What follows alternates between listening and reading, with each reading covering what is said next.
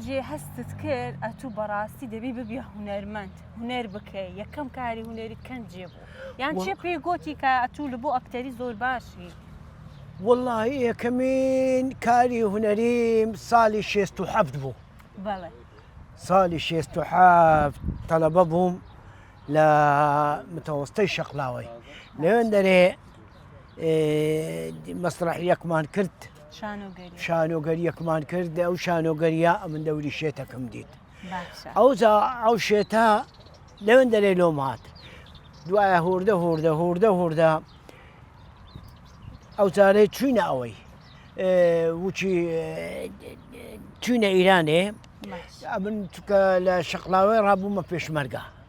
حبسا بيش مرقة بو أزا هاي ما مصطب سيارتش من السر أوي هي ما وقت بيش مرقة بوي باشا دواء كواز اللي هنا بردوام نبوي أو بابت أو شو نبو بس بكا أمريكا بيش مرقة بوم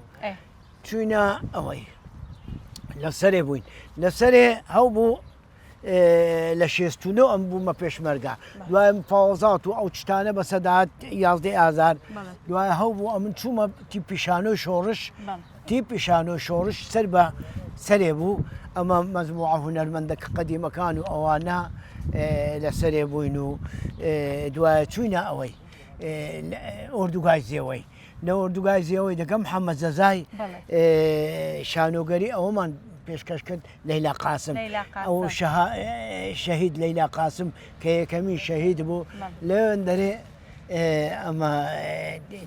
أوان كد ليلى قاسم ما كد هاشي هنجي كشورش تكتشو أمن هاتمو هوليري لهوليري دقا برادران هنجي كتمناو فن كتمناو نلو أو تشتانا دقر سلام كوي صبحي كوي كريم محمد علي أوانا أمنيان بردا تيبي شانوي كريكالان لو عندنا مجموعة يشتش باش مان كرد دقر برادرانو شانو قري زوان مان كردو زور خوش بو ما مصب عدد لبيشتا مثلا تسند شانو قريت كرديا باش داري لتسند القرآن إذا كاكا هنزورة مع عدد ومدد يستعمل لين ببرسي حموي نتوانم حموي باشا خوش بسترين شانو قري ككرد بدلك نتو تشهاني أمبوا والله أو فتريكا من لشانوي أو مكرد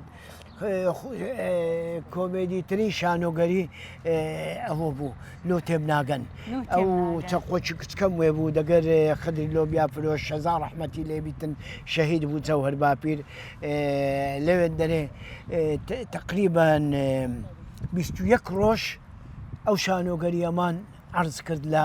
لقاعي شعب لقاعي ثقافي يعني ويلي هذا خمان بيزار بوين او هند عرض مان كرد اري والله حمو روجه او قاعه فربو فنزلوا دركا اشكان وهابو وش نبو شيء تنبو وش استنبو بنزي دز دجميدنا وكساني دس انت مش شانو قريه شلكات وش بيشترينا ما بابا تشانو قري نما تشانو قري ما دراما ما إيش ما حامل رويشت